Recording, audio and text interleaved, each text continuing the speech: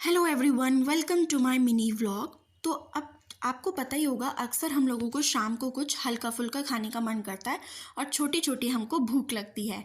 तो उसी के लिए मैंने एक रेसिपी देखी थी यूट्यूब पर ही, और मैंने सोचा कि मैं बनाती हूँ। तो हमें कुछ नहीं करना, हमें 5 से 7 उबले हुए आलू लेने हैं, उन्हें अच्छे से मैश कर लेना है और उसके अंदर हमें रेड चिली फ्लेक्स डालना है और हमें साथ में सूजी भी रखनी है। तो बेसिकली ये आलू सूजी से बनने वाला एक छोटा हल्का फुल्का स्नैक है। तो रेड चिली फ्लेक्स डालने के बाद इसमें फिर मैंने हरी मिर्च को चॉप कर लिया।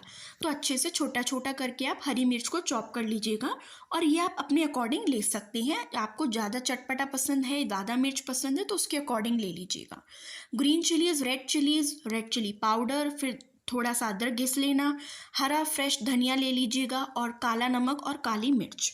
तो ये सभी मसालों को अच्छे से इसके अंदर आप मिला लेना और ध्यान रखिएगा अमचूर भी डालिएगा। मैं लिखना भूल गई हूँ, लेकिन आप अमचूर भी मिलाइएगा और नमक आप अपने स्वाद अनुसार मिला सकते हैं।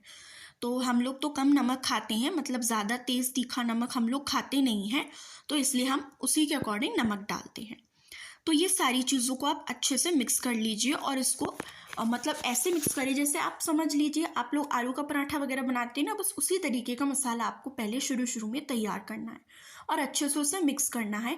और मिक्स करते समय बिल्कुल ध्यान रखिएगा कि आलू के जो है ना बड़े बड़े से सब पीसेज ना रह जाएं, वो एकदम बिल्कुल फॉर्म में एकदम आ जाए, तो बिल्कुल एक पेस्ट की तरह वो अच्छे से बन जाएगा। तो जब भी हमें शाम को छोटी मोटी भूख लगती है तो उसमें ये काफ़ी हमारे लिए हेल्पफुल रहता है।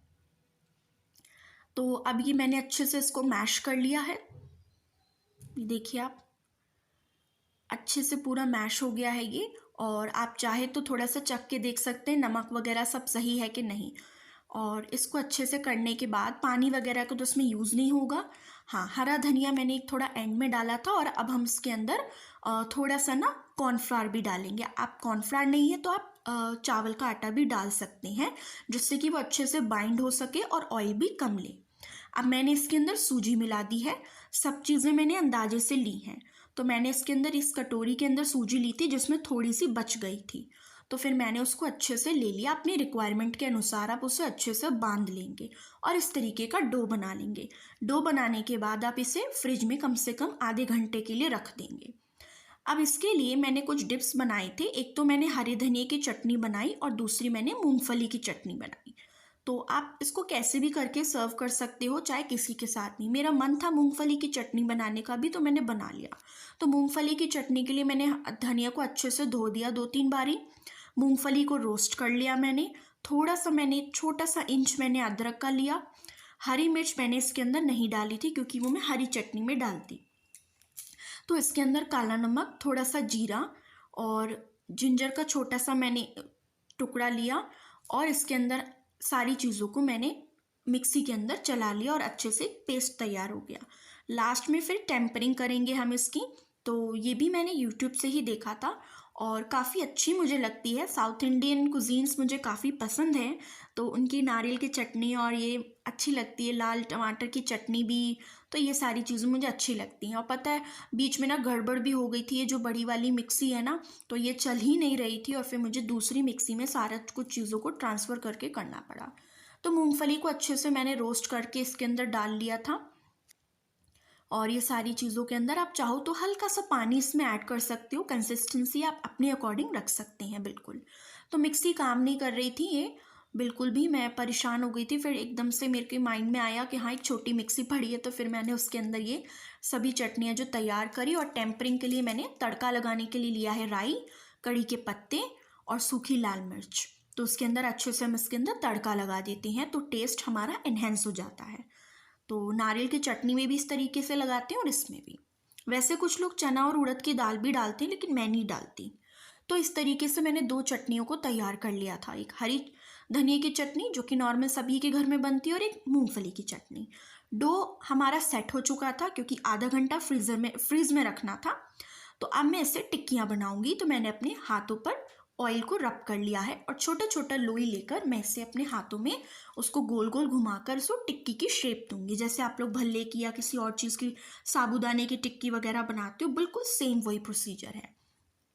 तो अपने हाथ पे ऑयल लगा लेंगे जिससे कि चिपचिपाहट नहीं हो। तो इस तरीके से आप टिक्कियों को बनाएंगे। आप चाहो तो थोड़ा से और प्रेस कर सकते हैं, लेकिन वैसे ये सॉफ्ट बनेगी तो आपको इतना ज़्यादा परेशान होने की ज़रूरत नहीं पड़ेगी। तो इस तरीके से मैंने वही बर्तन ले लिया और उसके अंदर इस तरीके से इस आटे से मैंने एटलीस्ट 14 टिक्कीज़ मैंने बना ली थी। तो आप क्वांटिटी अपने हिसाब से कर सकते हो। मैं बिल्कुल मेजरिंग कप्स वगैरह लेकर ये सारी चीज़ों को नहीं लेती हूँ, क्योंकि मैं सिर्फ अपने अंदाजे से ही करती हूँ, देख लेती हूँ और अंदाजा से करती रहती हूँ। तो ऐसे करके मैंने टिक्की को करा और शैलो फ्राई करा मैंने नॉन स्टिक पैन में इनको, और ज़्यादा हमें इन्हें छेड़ना नहीं है जैसे ही हम इनको डाल देते हैं।